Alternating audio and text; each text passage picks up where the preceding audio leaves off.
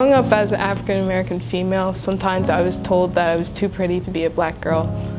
You may look at me and think that I'm short and there's not much I could do when it comes to my height, or it may limit me in some ways.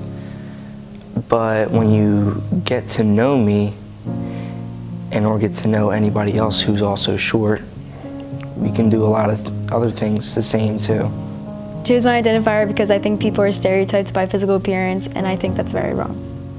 Well, I was proud to choose my identifier, which was woman, because in the past, women hardly had a voice, and they couldn't show that not only are they intelligent, but they're not weak, and they're definitely not feeble. I was in African American Culture Club, and she was Miss Jackson and Miss LaFleur were they gave us this thing and we had to fill it out. And I was sitting with my friends and we were trying to figure out what we wanted to do. And I was oh, I'm black but I'm not a threat, because a big racial stereotype. So that's how I kind of picked it. I chose my identifier because people usually assume that as an Asian I'm great at math, but I'm not. The identifier I chose was anxiety, because a lot of high schoolers, they deal with it. Everybody deals with it, whether it be because of a test or a quiz or a project or applying to college. Everybody deals with it, and people so often look down upon it, and they always just ask you, why are you sad? Why are you depressed? But nobody knows how to fix it, and I think that we need to talk about it because everybody deals with it.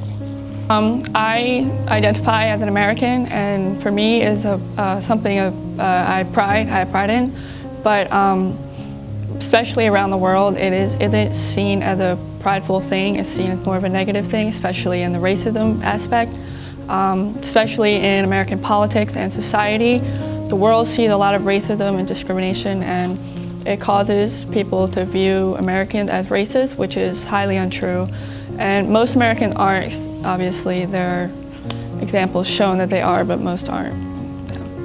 The identifier I chose was a Christian because I just looked at everything that matters most important to my life, and I always identify as someone who believes in faith. I chose my identifier because it's okay to have insecurities, but you need to know to take risks and not let that take over the things that matter to you. When I meet new people, they always assume that I'm black and white, but I'm black and Puerto Rican. People associate height with sports most of the time, or trying to pick something off of the top shelf. And I don't really like to be involved in sports like basketball and volleyball. And so, yeah, it's just not who I am, and I don't think it's okay to be referred just as the tall person in the classroom. Growing up, all the girls around me usually had straight hair, and that's what I thought was expected of me. My identifier because a common stereotype among young people is that we are naive and don't know what we're doing in life. But I believe that our generation has a good outlook on life. I chose my identifier. It was kind of hard actually, but I got to thinking I'm generally not the kind of person who starts conversations with other people, and I'm quite the introvert. But a lot of people think that introverts are unfriendly because they don't talk a lot. But that's just not true. I love making new friends. It's just taxing to talk with people all the time. Because I think all females are beautiful, and you should learn to embrace it no matter the color of your skin or your race.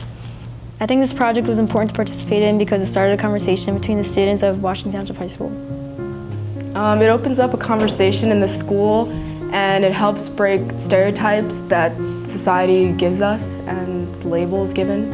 Because there are a lot of stereotypes, and there's a lot of ignorance that don't know about it, and they'll figure oh, we should break kind of stereotypes so people understand.